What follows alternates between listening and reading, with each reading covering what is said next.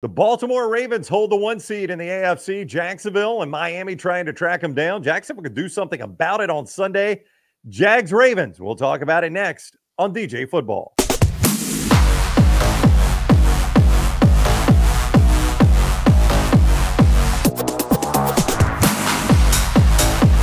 He is Daniel Jeremiah, the NFL Network. I'm Ryan Brown. This is DJ Football presented by MyBookie.ag. Code next round when you sign on at MyBookie.ag. You make your initial deposit. They match it at up to $1,000. Deposit match up to $1,000. You can use it right away. They're at MyBookie.ag. Bet anything, anytime, anywhere. MyBookie.ag. Code next round for that sign-on bonus. DJ, what's up, man? How are you?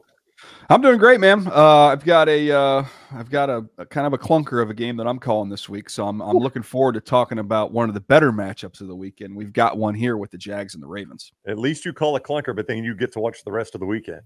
That's Saturday true. night action and Sunday action, right? And then Monday night. Or you could go to Dallas and watch your daughter graduate from college and try and watch it on your phone. So either way, all those things work. All those things work. There's no doubt about that. By the way, congratulations. Thank you. Another one off the payroll. That's good.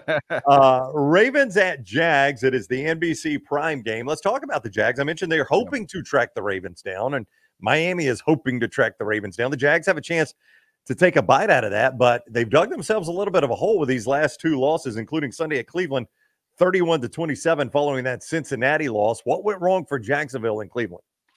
Two things: protection, ball security. They did not do a good job. Had some injuries up front, and that's not a team in the Browns that you want to be unhealthy against at the line of scrimmage. So they got beat up at the line of scrimmage a little bit, and then Trevor had some turnovers. So those are things that if you're going to beat a Ravens team that's atop the perch in the AFC, you better clean those two up because they're going to hit you with a bunch of simulated pressure. They're going to heat up Trevor Lawrence, and Trevor's got to be able to protect the football. Yeah, and I don't think anybody imagines Trevor Lawrence was 100% in that game either. I mean, there was basically a game-time decision of him even playing. But again, not the team in Cleveland. You want to be out there without your mobility, and I would throw the Ravens in the mix as well. That's not a matchup where you want to be limited. Yeah, they're hard enough when you're 100% with that defense. The Ravens are. So Trevor Lawrence, obviously, we saw flashes of it at the end of last year. In fact, even leading his team to a playoff win over the Chargers. What step has he taken forward this year? What has Trevor Lawrence improved in his game this year that makes him what he is? I don't know that I can point to anything that would say I've seen a real strong improvement. I think the team around him has improved. Yeah. So he's still been, the turnover thing has got him a few times. So he's got to work on cleaning that up. But it sounds weird to say because of their record and how well, they've played as a team. But I'm almost a little disappointed. I thought we would see more from Trevor this year individually. Now the rest of the group has picked it up around him. But I think if you pulled people in the organization too, they're maybe even hoping to see a little more from him thus far. He kind of went in that funk a little bit in the middle of the year. And then he got hurt against Cincinnati, and then they lost last week. I mean, I see what you're saying is you almost expected him to be Josh Allen this year or closer to Patrick Mahomes or, someone like that. And he's still Trevor Lawrence, which is not bad, but maybe he's not among the elite of the NFL just yet. Yeah, he hasn't cracked that club. That's a pretty tight-knit group there with those handful of guys. But he's been solid. He's been good. And if it was Trevor Lawrence, the 5th pick, you'd be like, hey, everything's good. He's playing good. But with the expectation that he came into the league with and some of the things they've done around him, you thought, okay, he's really going to take off. And that, that big jump hasn't quite happened yet with him and Doug Peterson. Of course, and without knowing anything else about the season, I would have assumed with Indianapolis starting a rookie, Houston starting a rookie, and Tennessee not even knowing who they were starting, the Jags might have this division locked down by now. They don't quite yet. They're still in control of it, but it has not come as easy to them in this division as we might have thought. Yeah, and I think, look, you give some credit to those teams too. I mean, I don't think any of us saw C.J. Stroud playing this well this early. I mean, he's kind of just galvanized that whole team in town there in Houston. So that was a little unexpected, and I think even either Indy was going to go with a rookie, which they did in Richardson, and then he got hurt. So, the Gardner Minshew led Colts with a new coach, like that wasn't much to be expected there. Shane Steichen's done a great job. So give a lot of those teams credit. And Tennessee's they're just going to be tough every week and show up and try and fight you and beat you up and hang around and stay in ball games. So they play like their coach looks, basically. 100%. So I think that's probably a combination. I think Jacksonville's been kind of okay, good. The record shows that I think they're a little bit better than they really are. I want to see how they play in this ball game. I want to see how they measure up against one of the best teams, if not the best team in the conference.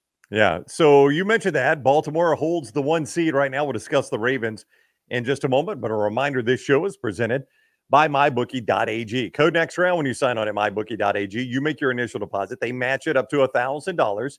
That is free money for you to play right away. They're at mybookie.ag. Bet anything, anytime, anywhere. Mybookie.ag, code next round for that free money right there. Code next round when you sign up at mybookie.ag. I'm about to give you another code for manscaped.com.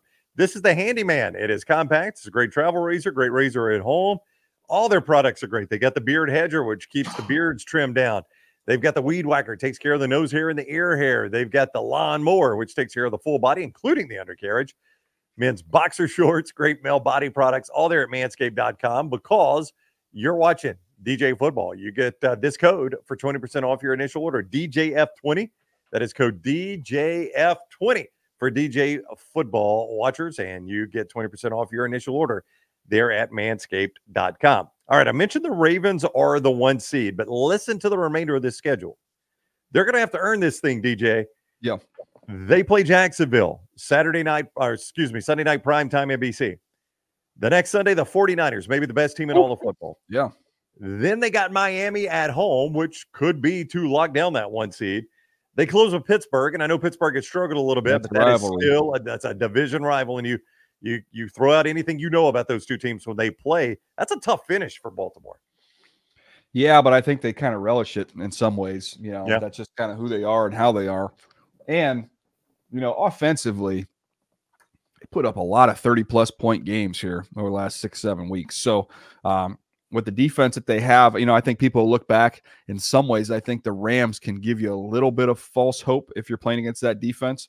That's a unique situation where you have an ultra talented veteran quarterback with an elite play caller who were in the zone together, working against the Ravens. Because when you watch it, Ryan, it wasn't like they were getting dudes freaking wide open, but he was playing with confidence and fitting balls in tight windows. And Matthew Stafford just kind of reminding everybody how special a talent he is when he's locked in with his coach. And Puka and Cooper Kupp getting loose a little bit, and they put up 30. But that not many teams are equipped to do that. I actually felt they overcoming that safety in that game. I mean, a safety is such a killer because they get field position, and they were still able to overcome that. I thought that said a lot about that Ravens team. That safety didn't just shake them. It was just, it's a mistimed snap is all it was. Yeah. But then Lamar has to kick it out of the back of the end zone. That could have wrecked the entire game for them. No, Lamar played, did a nice job just kicking that thing. It was a nice contact on that, by the way, with the elevation he was able to get. How about Isaiah Likely, by the way? Yeah. Getting a chance to get him out of there. That's a great lesson for me because I loved him on tape coming out of Coastal Carolina. He goes down to the Senior Bowl with just okay, then did not run fast at all. And so what do the Ravens do? They let the rest of the league overthink this stuff. They let a guy fall, and then they scoop him up. And then you get your stud tight end Andrews gets hurt. They throw in Isaiah Likely, and they don't skip a beat. So it's a great lesson in scouting from the Ravens. Lamar Jackson is a unicorn. Don't think anybody's going to deny that in the way he plays the game. How sustainable is it? And I would love to know, like, the deepest a team has gone when their quarterback leads them in both passing and rushing. Lamar is in that spot right now, leads the team in both categories. Is that sustainable for a Super Bowl run? Well, it's nice when you can get some of that coming in chunks, not having to be that key part of the run game every week. Part of that's because they've rolled through so many different backs. They got a decent amount of a number of guys with a bunch of different carries and yards there. So, look, is it sustainable year after year? No. Can you catch lightning in a bottle for a little bit of a run here? I do think you can. So this is a team that's hungry for that next Super Bowl title. And if the playoffs go through Baltimore, that's obviously one less game you got to play. Get them all rested up, and then I do think health wise he's in a pretty good spot to head into the tournament and still continue to play that way. Yeah, you've lived there in that time of year. If you're one of those teams, say like a Miami, a Jacksonville, Not a fun place to go. not a fun place to go that time of year, is it? You don't want to mess with No. that weather. No, it's a rowdy, raucous environment. It is wet. It is, it's cold. It's windy. And so, they're built to play kind of bully football. And I think Lamar being able to, be part of that run game is part of that. Yeah. It is an interesting playoff implication game in the AFC. Primetime NBC, Ravens at Jags on Sunday. DJ Football is presented by MyBookie.ag. Code next round to get that sign-on match up to $1,000 when you use code next round at MyBookie.ag. Code next round at MyBookie.ag. Bet anything, anytime, anywhere with MyBookie.ag. And also, when you go to Manscaped.com, don't forget the DJ Football code DJF20 at Manscaped.com for 20% off your first order. Ravens, Jags, Sunday night, NBC. He is Daniel Jeremiah, the NFL Network, and this is DJ Football.